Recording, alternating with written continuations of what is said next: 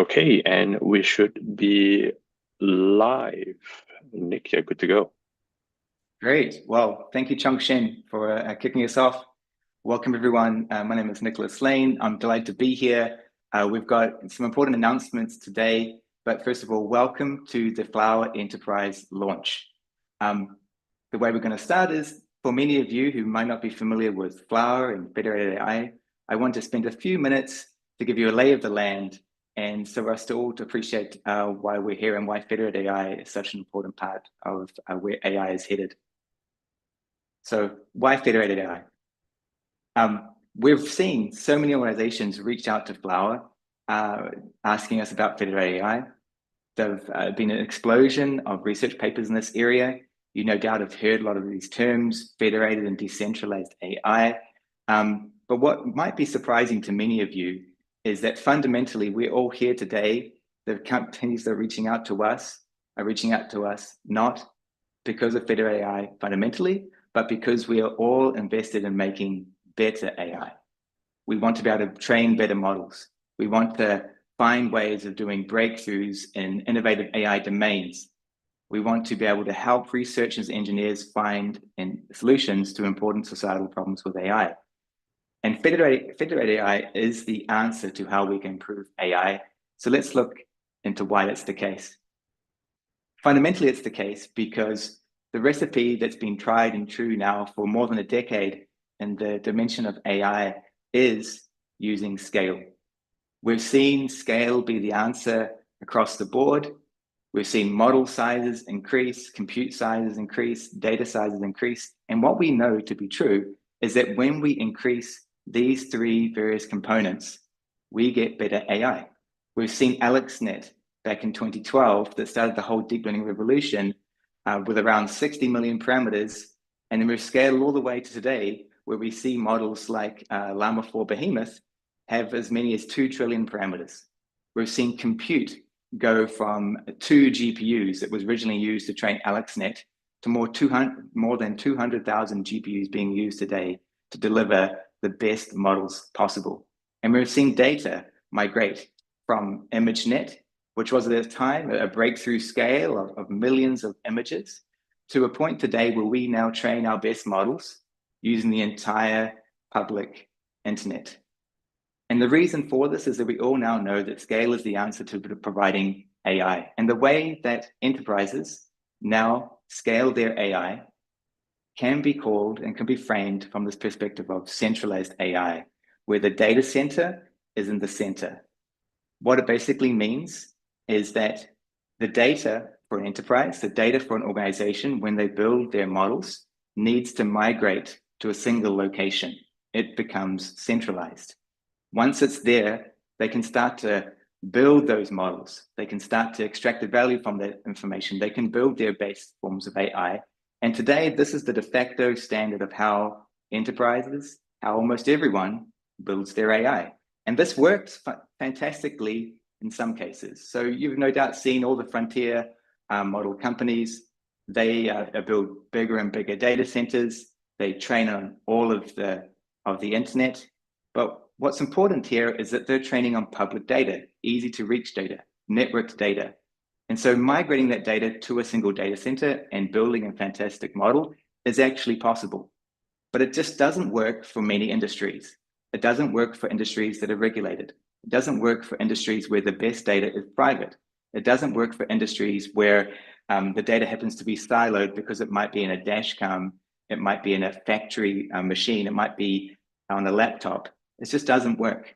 And so trying to engineer and try to fit a centralized paradigm into many enterprise situations means that those enterprises can't use their best data. They can't use all of their compute. They basically can't build their best AI. And that's why we're here. We're here because we're making it possible to use federated AI. Now, federated AI fundamentally allows you to use the same training algorithms. It lets you use the same types of compute, GPUs, and anything you need. It allows you to use all of the data you have in the same way that's revolutionized AI through the course of deep learning, but it changes one important characteristic. And that characteristic is that you no longer have to centralize your data. You don't have to bring your data to a data center. You don't have to be hamstrung into not using all of your data because perhaps because of reasons of compliance or privacy or the bandwidth from the originating siloed data can't migrate that data to a data center. Instead, it lets you bring the compute to the data and start to network that compute in order to train your models. It allows you to leave the data where it happens to be. If it's in a factory, the data can remain in a factory. If it's on a network of hospitals, it can stay there. If it's contractually or regulatorily prevented from moving across country boundaries or across organizations within a multi-organization global corporation, you can respect those constraints and still use all of your data. And that is allowing people time and time and time again to build their best AI. And that's why we're here. That's why people are coming to Flower, asking us how they can do federated. And when they ask us how, when they say Nic, they say to Chong, Shen, they say to William, they say to all of us, how are we going to use federated AI to solve these problems? We tell them Flower. We've been working on Flower now for 5 years. It answers so many of these problems on how you can go from centralized centric thinking to a federated network that includes all of your data. And that's because Flower is the world's default for building federated forms of AI. Now, we've been working on Flower now for more than 5 years. We've built this series of frameworks that allow you to build easily a federated AI solution. And what's the most important thing to us is making it easy. It doesn't require your existing data scientists or ML engineers to relearn what they already know. They're already very well versed in centralized styles of learning, and Flower makes it easy for them to transition to this new paradigm. And that's the important reason why everyone's adopting Flower today. They can just continue with the existing practices that they've enjoyed.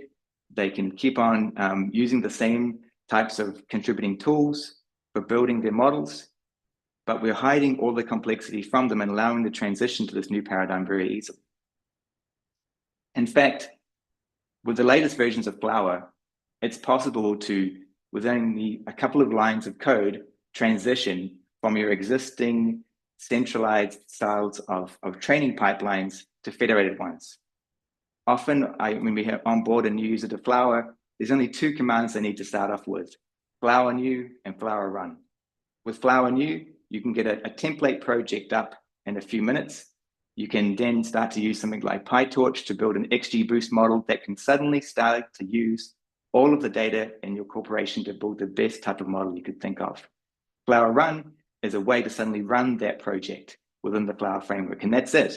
Those are the 2 main things that someone needs to know to sort of jump into this exciting new important paradigm. What's also important is Flower supports every single model you would want to use.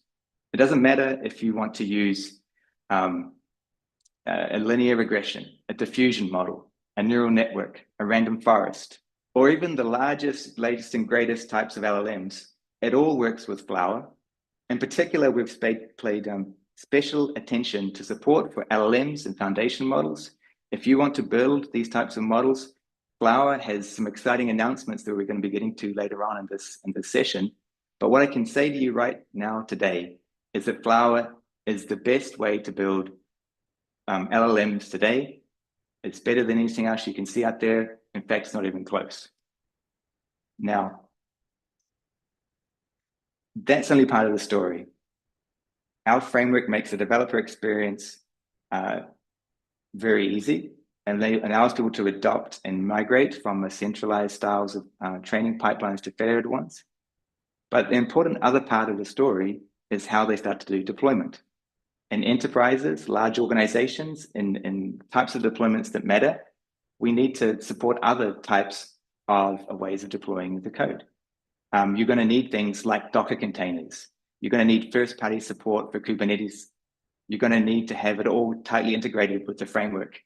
And that is something that we've also delivered. We ourselves, when we run our internal version of Flower, We are constantly deploying these with Kubernetes. I'm happy to report that Flower has first-party enterprise-grade Docker and Kubernetes support. We offer first-party Docker images. We offer hardened Docker images, if that's what you need. Our Docker images are constantly scanned for vulnerabilities. It's an important part of the recipe that you don't have to think about. You can just use Flower in this way to deploy with Kubernetes, deploy with Docker, and it's all ready for you. We've made a ton of vertical improvements to the framework to make our software work well in these settings. And this has been a key to allowing other organizations start to use Flower at scale. Another important part of why Flower is becoming the industry standard in offering federated AI is the community. From day one, we've been open source, and from day one, we've also been building with a large community of developers. There's more than 6,300 active AI developers on our Slack, working with Flower every single day. We see that there are more than 160 different contributors contributing to the open source framework, and that means that the foundations of Flower are very firm. It's constantly being used by many different people around the world for many different use cases every single day. And so what you know when you're using Flower is that it's every line of code is being executed under so many different conditions globally. So you can rest assured that the foundations of this code, because of the open source, because it's so much of a large community behind it, it is very solid.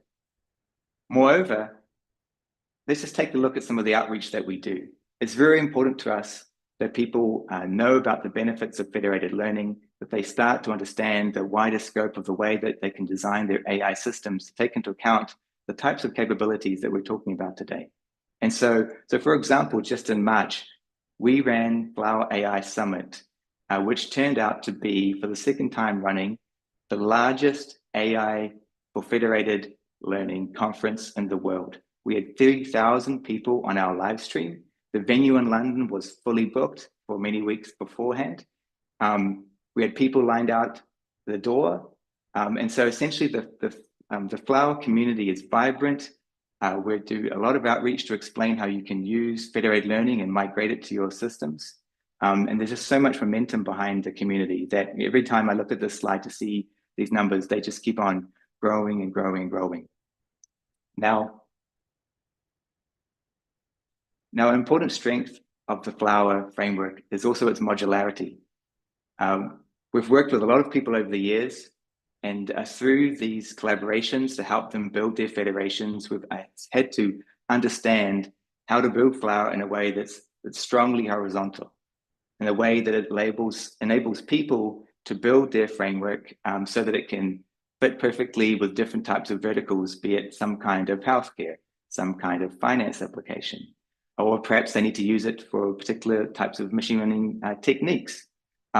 So what has resulted is that Flower is incredibly modular.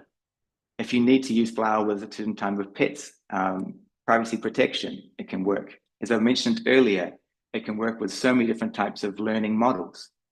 But through this, we've also noticed that people aren't always familiar how Flower is also modular in terms of its low-level components.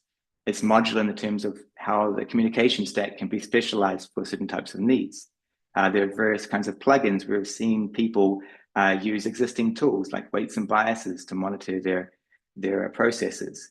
This flexibility of Flower has enabled it to be the world's most widely used federated framework and support literally thousands of federations. But we've also noticed that often in helping people migrate from the open source to nail their particular type of application, there's always some need to customize what's going on. And we've learned so much. And so when we've worked with various kinds of organizations across different industries, consumer organizations like Samsung and TCL and Mozilla, industrial organizations like JP Morgan, Banking Circle, Bosch, countless academic institutions and cloud providers, even folks in the military. And we've worked with these folks and we've learned so much from them using Flower to build their federations. we've seen the need that, we've seen the case that we happen to be repeating so many pieces of this puzzle time and time again. And so one clear example of this would be user authentication. Many organizations want to use OpenID Connect. Now, this is a way that you authenticate your users. There requires some extensions for Flower for it to work with that seamlessly. But building that specifically into Flower and making its only and default authentication scheme wouldn't really match our desire for the open source Flower framework, which is to support all kinds of federated and decentralized learning. And so when we started, in fact, if we really lent into certain specific decisions of that kind, we'd be making Flower worse. And so we've asked ourselves the question, how can we maintain the flexibility of Flower, but also make it easier, stop us having to repeat the work of customizing it for these certain kinds of organizations? How can we make it possible so that an organization such as JP Morgan or Samsung or Bosch could deploy Flower in as little as 10 seconds and have it fit perfectly into all their specific needs? And so that line of thinking has led us to a new offering that we're launching today. We call it Flower Enterprise. Flower Enterprise combines the strengths of the open source Flower ecosystem and framework, but then it combines it with a series of opinionated extensions that are designed, backed by our experience of working with so many organizations in the past and identifying what are the key types of extensions they would need in order for them to deploy production-ready, scalable, federated AI systems very quick. Simply put, Flower Enterprise is the fastest way for anyone to take federated AI into production. And so let's take a look at Flower Enterprise. There are three pillars here. We build on the amazing foundations of Flower open source. It then combines the Flower Enterprise extensions. These, as I mentioned, are opinionated extensions where we've looked at all the various kinds of integrations and types of ways that enterprises need to use Flower and to allow them to deploy very quickly.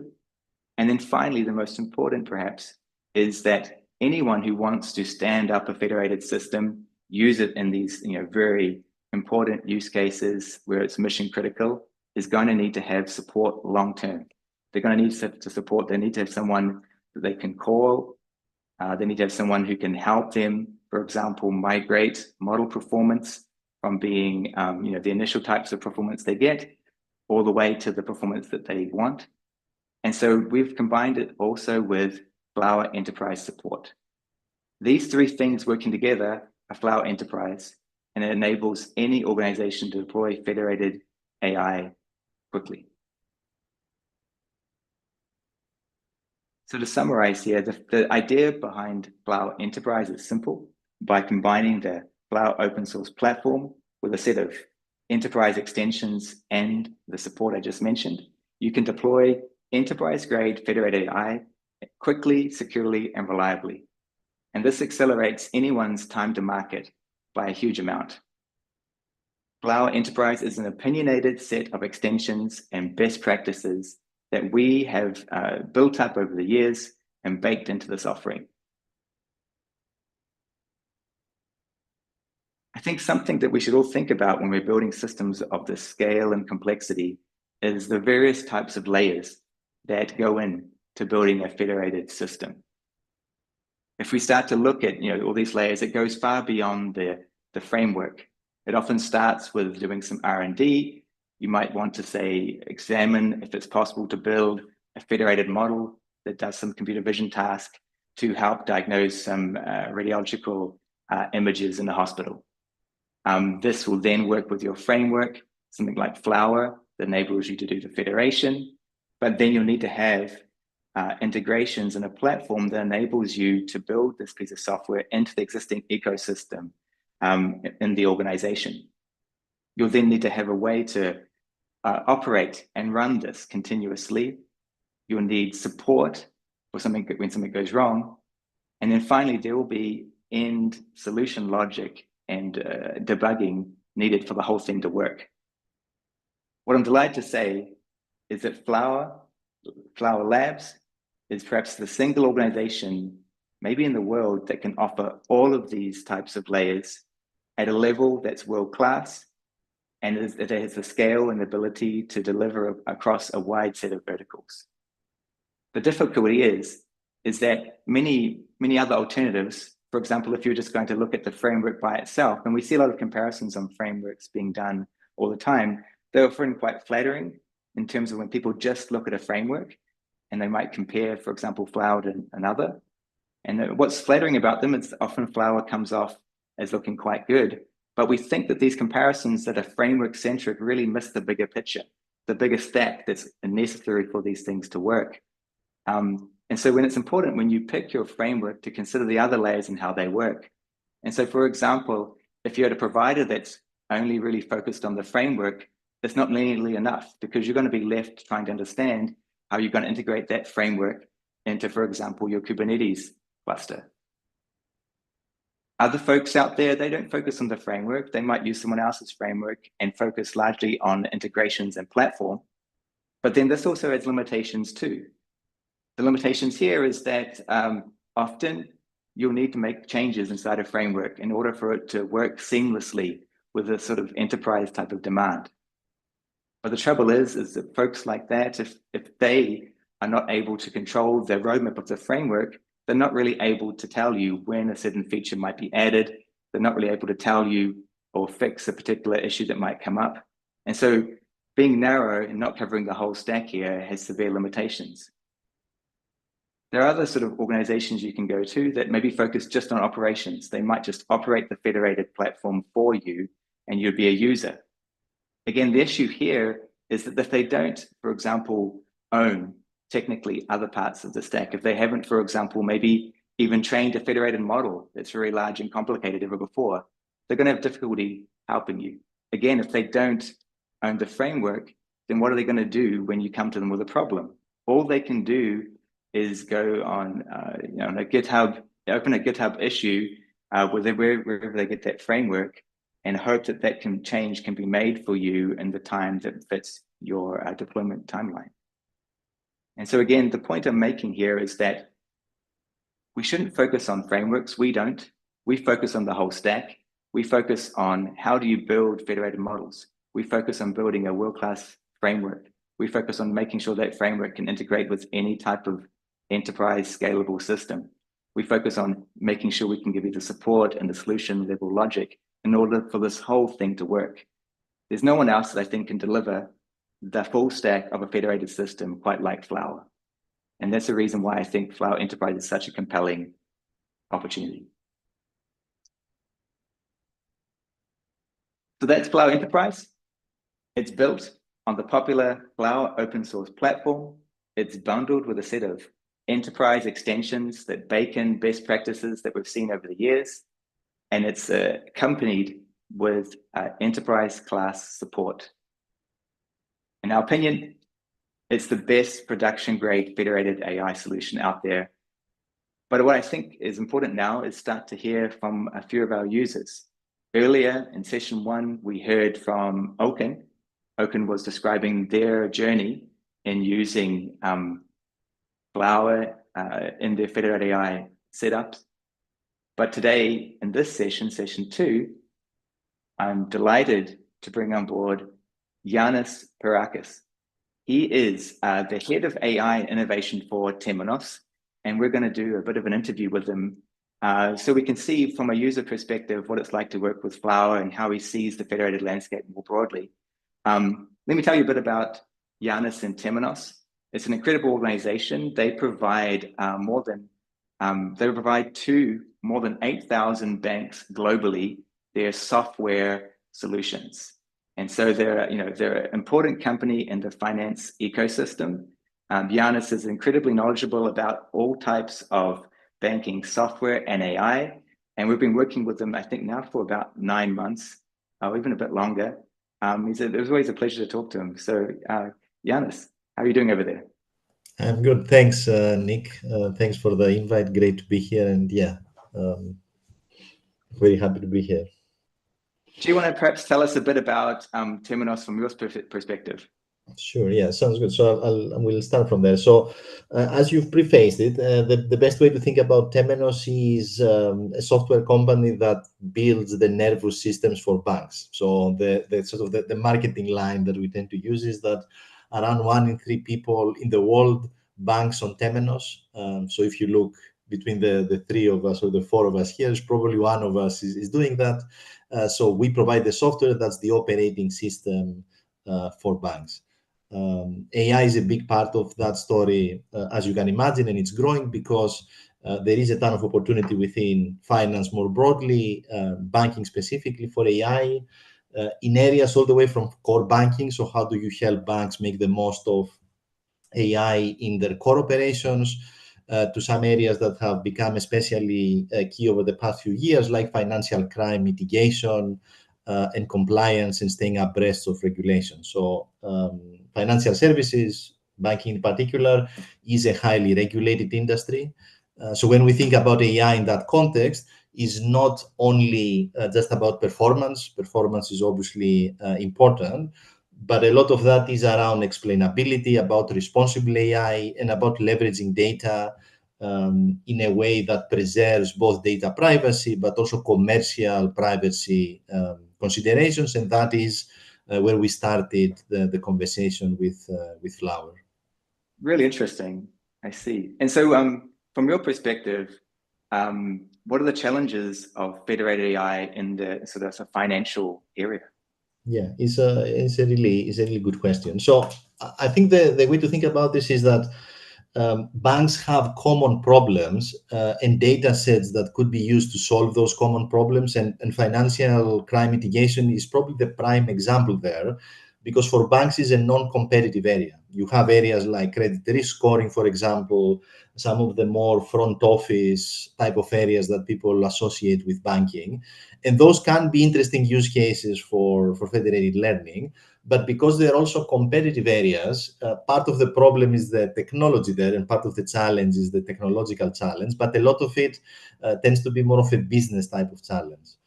Whereas if you look at something like financial crime and how do banks avoid getting penalized through to sanctions or terrorism financing, anti-money laundering, fraud, which is its own kettle of fish, if you like.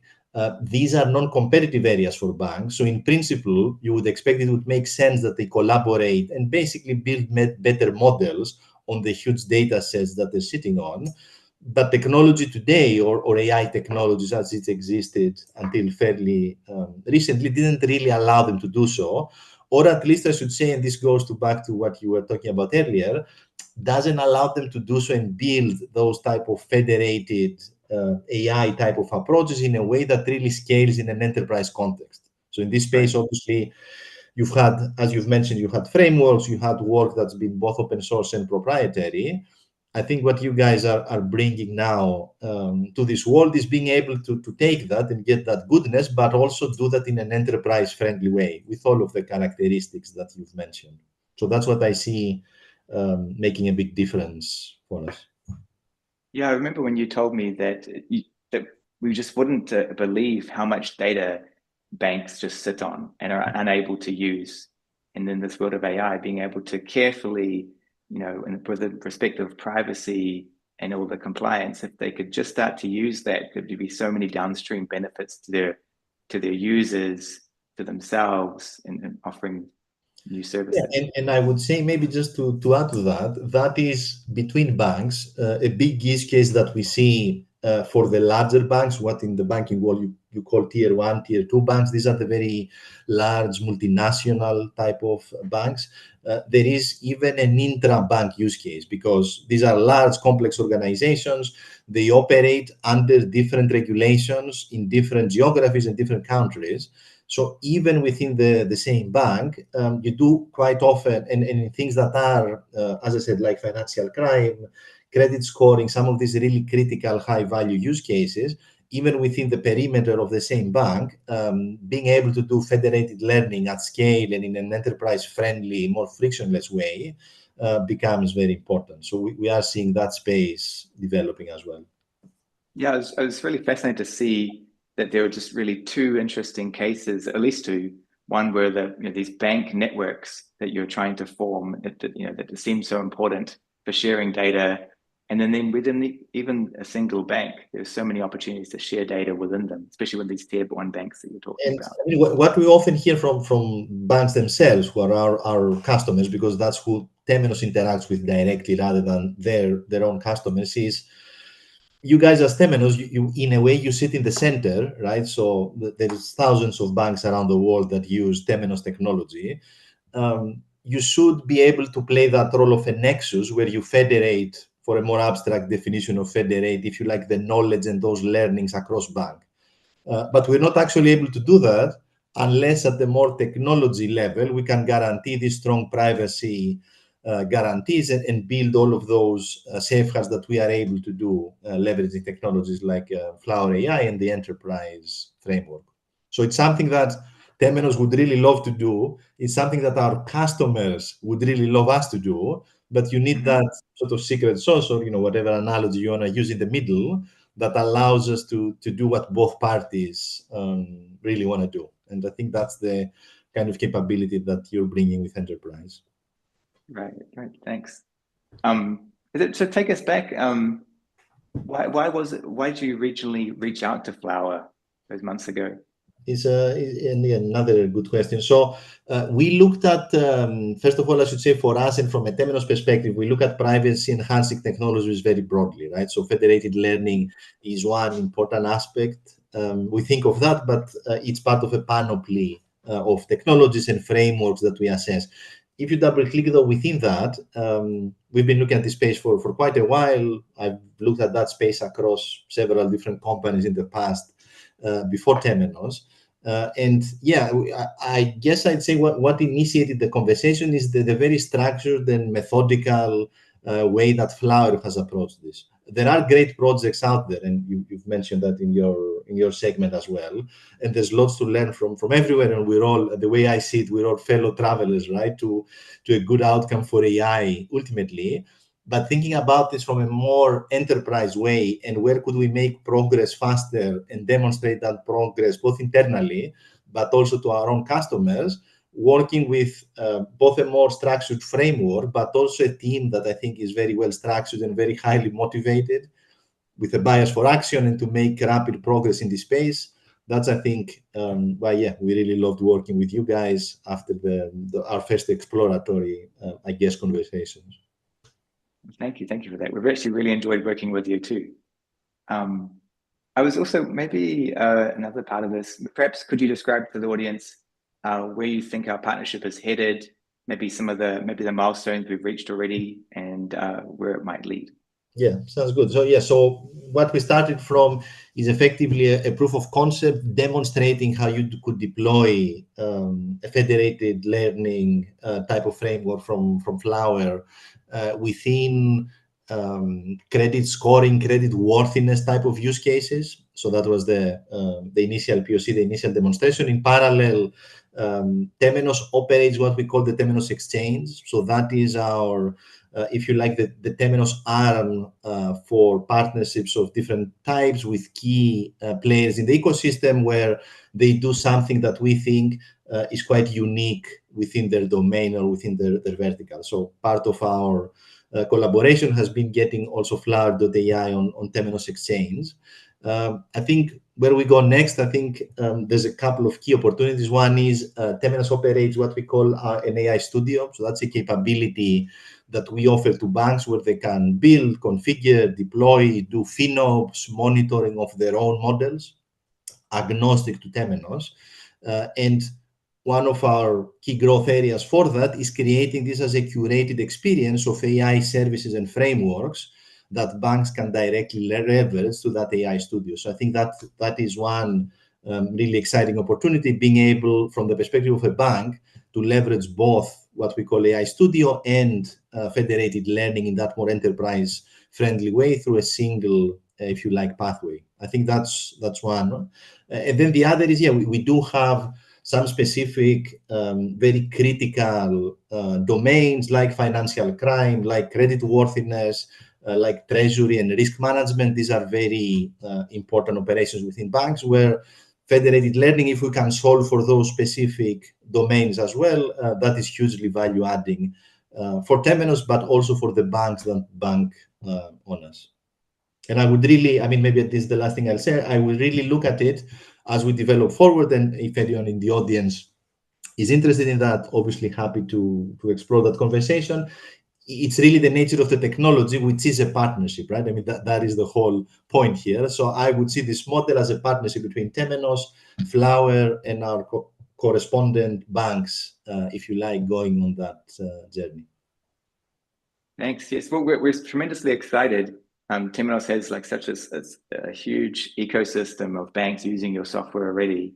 And since we've proven out that it's possible to integrate Flower into this set of software, it should allow those banks and others to sort of start to adopt these types of training, federated styles of AI much easier. Yeah, and it goes to the same principle that you've mentioned earlier. What we're trying to do here is take a technology that is maybe complex at its heart and make it pretty frictionless for an enterprise. So that really is the value proposition in what you said there, that you have all of these banks that are already Temenos customers. So they bank on Temenos. For many of them, we actually also manage their data warehouses. So Temenos already manages their data on their behalf.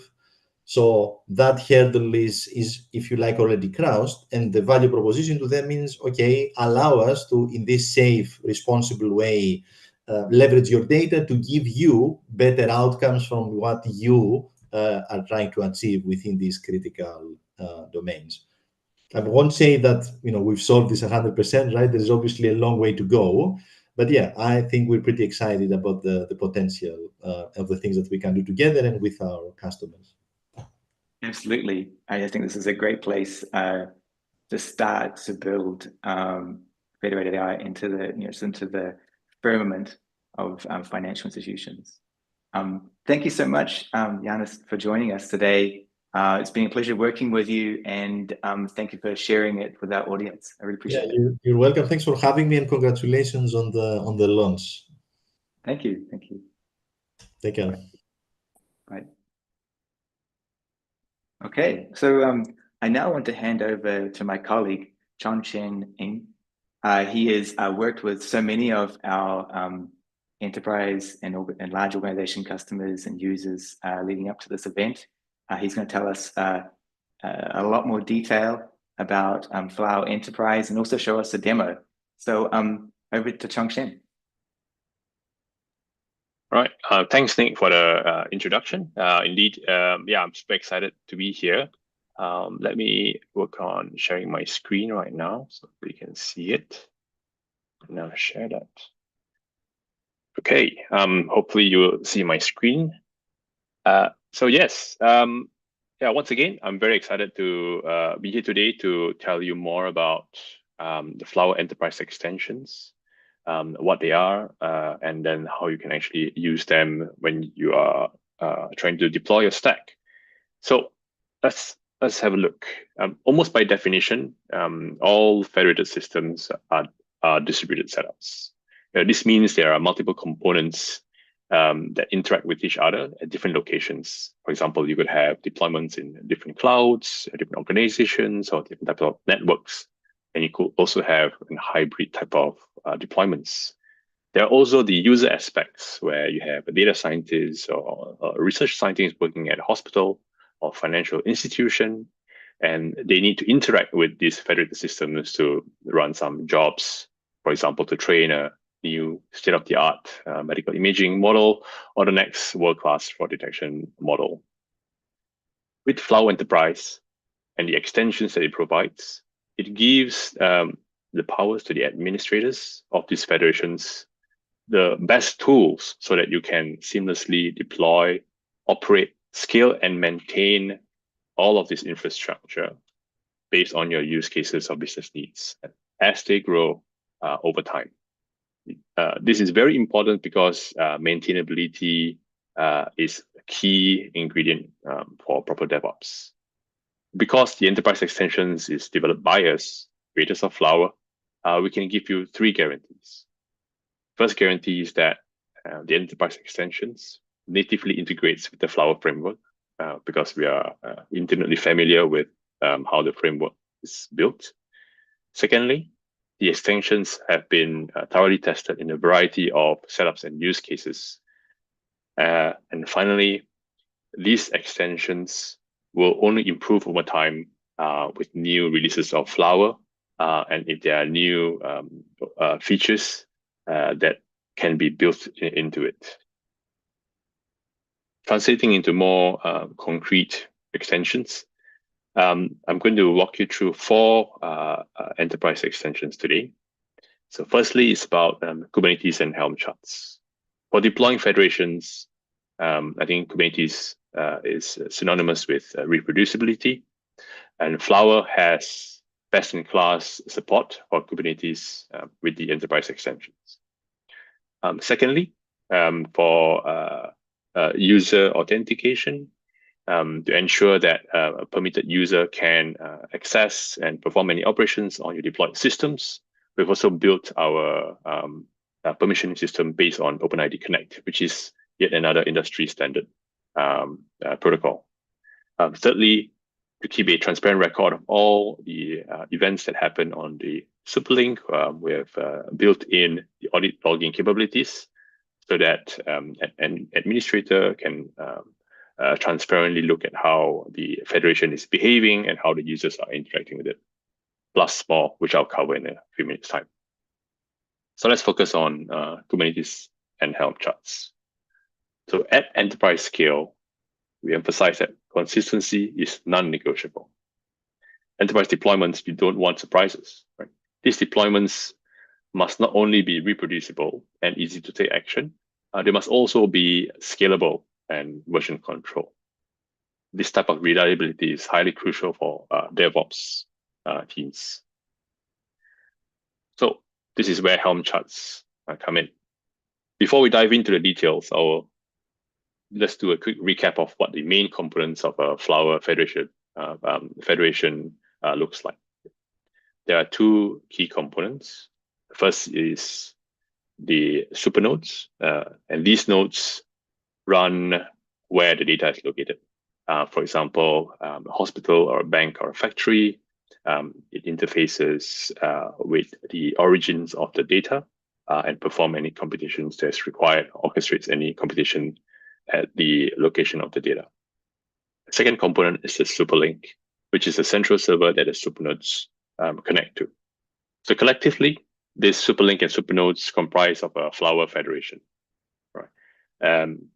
The superlink is also very important because it's the entry point for users to interact with the federation. And I'll show you a couple of these types of interactions very soon. To deploy with Helm charts, it's as simple as running 2 commands. You have Helm install Flower superlink and also Helm install Flower supernode, given the charts. To illustrate this, I'll show you a quick video recording, and I'll walk you through what's happening on the screen. But firstly, we have a terminal, and on the top, we are going to install the Flower superlink chart, which spins up the pods for the superlink. As you can see, immediately you have a running superlink pod. Now, we're copying over just the superlink pod name because we want to just inspect the logs and show you under the hood what is happening on the superlink and to illustrate what supernodes are connected. Now, we're going to install the Helm charts for the supernodes. And in this instance, we're going to spin up 3 pods for the supernodes. So instantly, we have 3 supernodes up and running. And you can see in the superlink logs that they are all connected as well.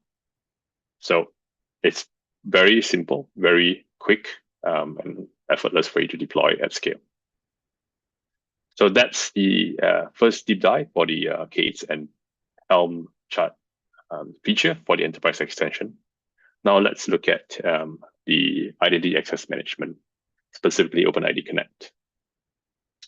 So what we've built in the enterprise extension is a secure user access that is powered by the OpenID Connect protocol. What this means is that in the superlink, you can start up a superlink with the appropriate configs to introduce authentication and authorization. This is as simple as passing a YAML config in this case, and it consists of two sections, the first one for authentication and the second one for authorizations. But with this full configuration, an administrator can enforce the proper fine-grained permissions to control who can access the superlink and perform any operations on the superlink under certain controls. So for more details on this, you can refer to our documentation on how to authenticate users, and it's available on our documentation page. So once a superlink has been deployed with authentication and authorization, let's look at how a user can interact with this superlink. Let's say we have a user N who wants to run some experiments on the superlink. To do that, this is as simple as running the FLWR login command against the superlink. And with this, it kicks off the entire authentication process against the superlink, and then allows the user to interact with it. This is not just restricted to a single user, but another user, for example, Beth, could also do the same thing against the superlink by running the Flower login command. So with this, let me walk you through a quick demo of how it looks like. And to do that, I'm going to share a different screen. So while I switch over, I'll do a quick switch.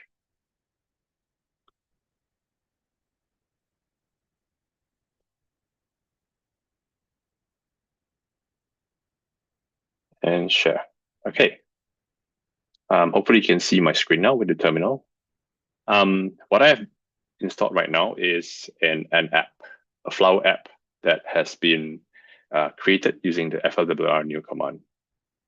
This is the Flower new command that Nic has explained earlier. So what I'm going to do is I'm going to interact with the superlink. And the first command that the user would typically try to run is, let's just see if I can view what type of runs have been executed there. So a user, in this case, will run Flower ls. I might zoom in a little bit more. And the federation's name is called Remote Federation. I'll point it to that Remote Federation. So when I run it, first thing you'll see that there is there's an error there. It says it's missing invalid credentials. You please run Flower login to authenticate. So this means that the superlink is deployed with authentication enabled. So the user would need to do a Flower login command, like I mentioned earlier. And we log in specifically to the Remote Federation. Once you key this in, you get this URL, which you can follow. And on another screen, we are prompted with our login, which I will just grant access to in our demo environment. And you see that the device login is successful. So with this, I'll just clear my screen. We can then try to run the Flower ls command like before. And when I run that, you see that it's a series of runs, basically Flower workloads that have been executed on this, including a couple of mine and a couple from Javier from the session 1 live stream earlier. Now with this, I'll show you another quick command that you will run when a user wants to interact since you've logged in. The user would want to run the Flower run command to actually execute a workload on the federation. Once again, pointing to the Remote Federation. And the user can then append this command called stream, just to see the logs that's appearing on it. And when I run that, you see that the log stream is starting. It goes from round 1 and onwards. And in fact, the job has already been sent to the superlink. It's running in the background. If I cancel it, exiting log stream, it is still perfectly fine and it's running fine.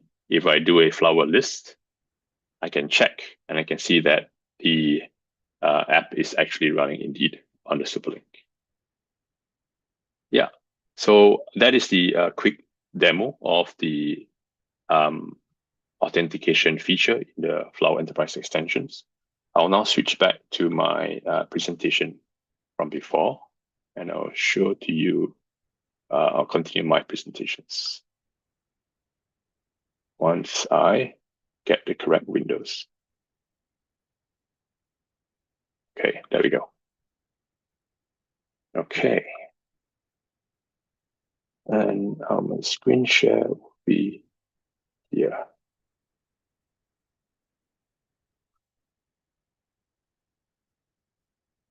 And share.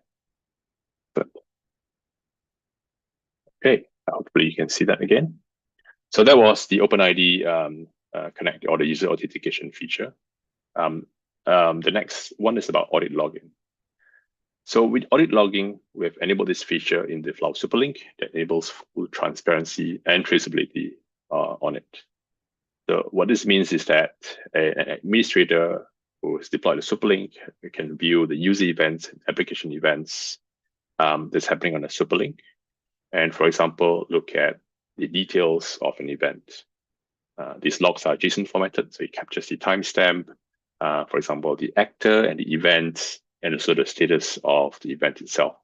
And this is really good as well because in terms of auditability, there's a full trail that can be followed. And it's as simple as enabling a command in Superlink. So for more details on this, I would encourage you to also refer to our documentation available on our website. Moving on from the audit logging feature, we have one more feature we want to talk about, which is our user interface. The user interface has been a frequently requested feature from our users for a long time. We have shown a sneak preview of this in our FS Flower Summit early this year in March. And today, I'm happy to say that we have made more progress and built more features into the user interface itself. And here I will show you a very quick demo of how the user interface looks like. And I'll also switch screens for a moment. So very quickly, a user interface would look like this.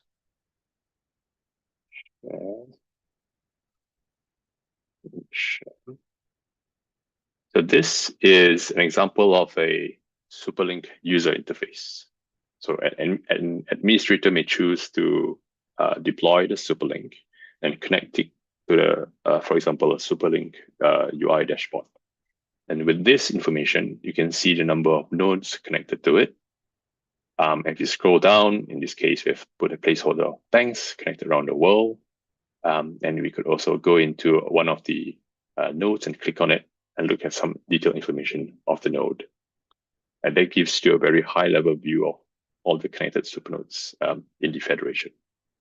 We can also go to the runs itself and look at what kind of runs have been executed on this federation. And you can see here there's a long list, including the runs which I ran earlier. And what's beautiful about this is that if we click on a single run, there is a nice set of plots and also the metrics that captures the performance of the workload over time. In this case, you can see that the area under the curve wasn't so good for this particular run.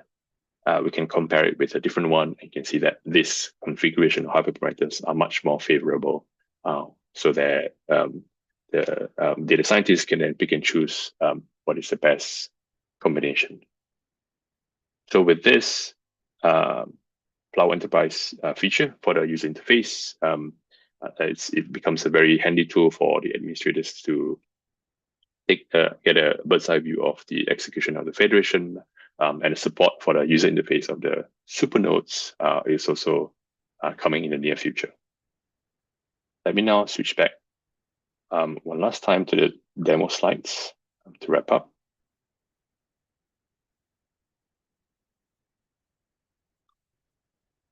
Okay, so that was the web UI. And these are the 4 key Flower Enterprise extensions. Let's shift gears a little bit. Okay. Not every advancement starts in the enterprise tier, and we are equally invested in improving our open source code, as Nic mentioned earlier. So in fact, we're very excited to share two new capabilities that have been directly added to our open source code base as of Flower 1.20, which we released on Tuesday. So our ethos is really, in order to accelerate enterprise, we need to strengthen our open source framework, which the enterprise features is built directly on top of it. This marks a pivotal moment for us because it raises the baseline for all Flower Labs. The first feature is large weight support. What this means is, with the latest version of Flower, you can federate any model, any size, with 0 code changes. And this is available as of 1.20. This is also super impactful because you can then train a very tiny model, a couple of megabytes, all the way to like a trillion parameter size model, because of the way we have optimized the architecture. The second feature, which we call a content addressable message, introduces a built-in payload broadcasting and streaming approach. So this methodology that we built in is based on a technological innovation inspired by Git. And what this enables is it slashes the broadcasting times of all the payloads from end to end. In numbers, it offers you NX upload bandwidth savings. And by NX, what I mean is that you only pay once to upload your model, for example, and then you can scale up from 10 supernodes to 100 supernodes.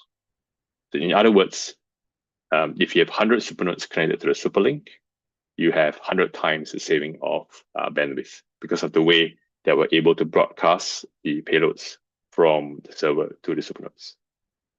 Secondly, because of the string mechanism, we have also lifted the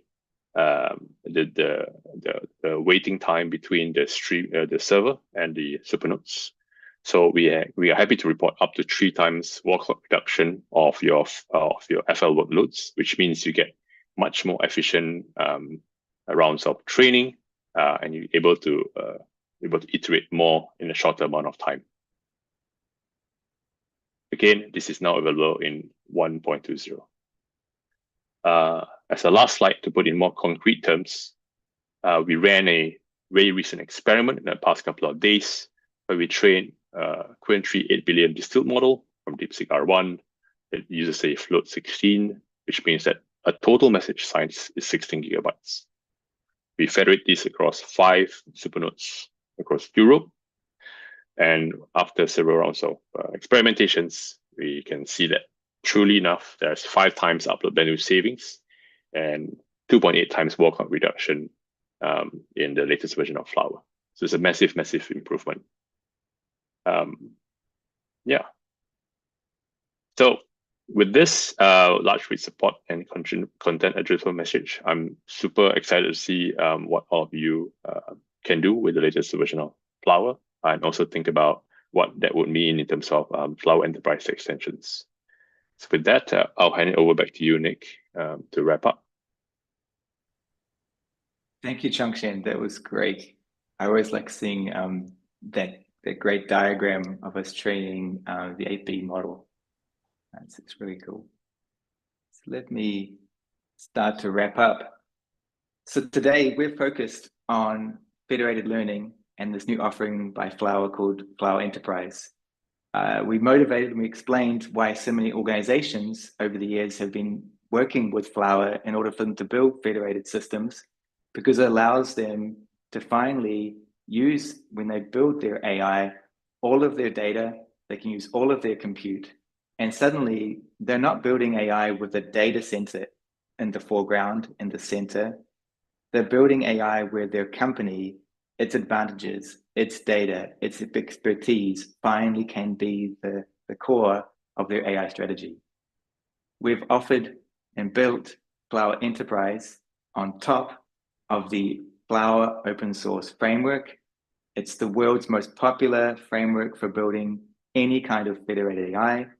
We've taken the lessons we've learned from more than 2,000 federations that we've built of various shapes and sizes, since Flower Labs has been in existence, and we've realized and learnt what are the key types of opinionated extensions that will allow Flower, the open source framework, to remain a horizontal general resource for the world to adopt federated AI, and yet the Flower enterprise extensions that are opinionated pick the best practices that we've seen, customize it for an enterprise environment, and then allow any organization to deploy Flower in 10 seconds or less, we believe. You've seen also from Chong Shen that we're committed to advancing the framework in the open source. He's just showed you the large weight support. He just showed you this content addressable messaging. These are the kind of soda improvements that Flower is known for and that will continue to roll into the open source framework. And they enable exciting new capabilities, such as you can now train any size LLM you like.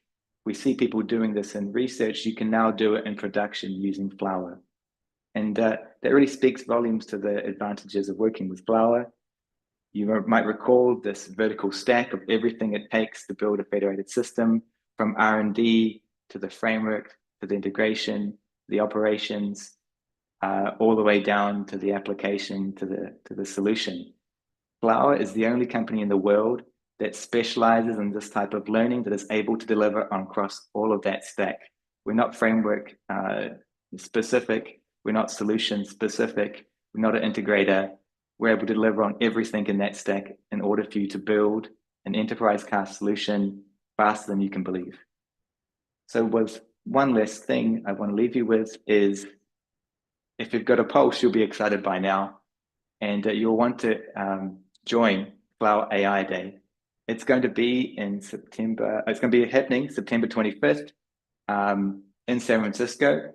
We've lined up some amazing stars in AI to come speak at this event. We've got Sarah Hooker from Cohere, Logan Kilpatrick from DeepMind, Chey Zhang from Together AI, Joe Spizak from Meta, Timothy Chow from Stanford, and the Pediatric Moonshot. And those are just the names that we've released publicly to date. What it's going to be is, in typical Flower fashion, a celebration, an education, a release, a discussion of where AI is headed, because we know that AI is headed fundamentally towards decentralized intelligence. You're going to see how you can deploy it in your enterprise. You're going to see where the bleeding edge in decentralized methods exist. So you're very welcome to join us for Flower AI Day. And again, thank you for joining us. Thank you, Chong Shen, for that wonderful demo and set of slides. Thank you, Yannis, for joining us for that Q&A, speaking about the partnership we've formed with Temenos. We'd love to open it to a few questions if there happen to be any. William, is there anything you'd like us that you see? Yes, we have some questions here. Let's pull them up.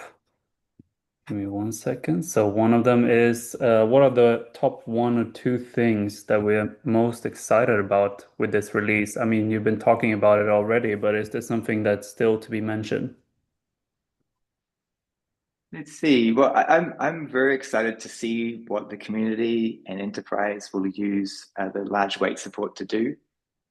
You see, as I mentioned a few minutes ago, you see often sort of limited one-off almost experiments being done around the world in sort of a hack together fashion. But now with Flower, anyone can do it with a very, in the typical Flower fashion, where it's very easy and accessible for people to start to do in a federated way. So I'm excited to see what people will take that capability and build on top of it with. And Chong Shen, is there anything you would like to add to that? Yeah, only that, hot off the press in the past 48 hours. I'm interested. It's a pivotal moment in the journey of federated and distributed AI, and there is no more barrier to training large language models in a federated way. So again, similar to what Nic has said, super excited to see what the devs can build, and build even quickly with our enterprise extensions. So I guess we'll have to wait and see, but this space is developing so fast anyway, so it won't be long until we see these sort of realizations anyway. Anything else from the... Yes, we have some specific ones. I think this is related to the earlier types, the earlier talks. So what data types can Flower work with? Is it limited to any sort of data type? No, there's no specific limitation to data type. It's all those lists of models I saw. You can funnel any type of data you want into it.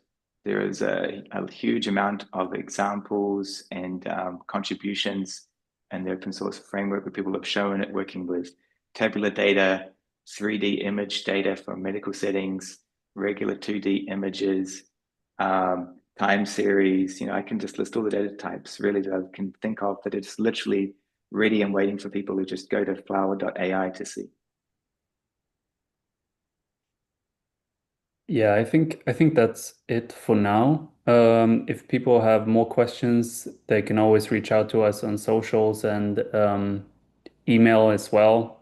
I think that's the easiest way to get in touch. You can also join our Slack channel. I think that's actually if you want to just chat with our engineers and with us immediately, you can do that as well. Perfect. Well, I guess there's one more thing.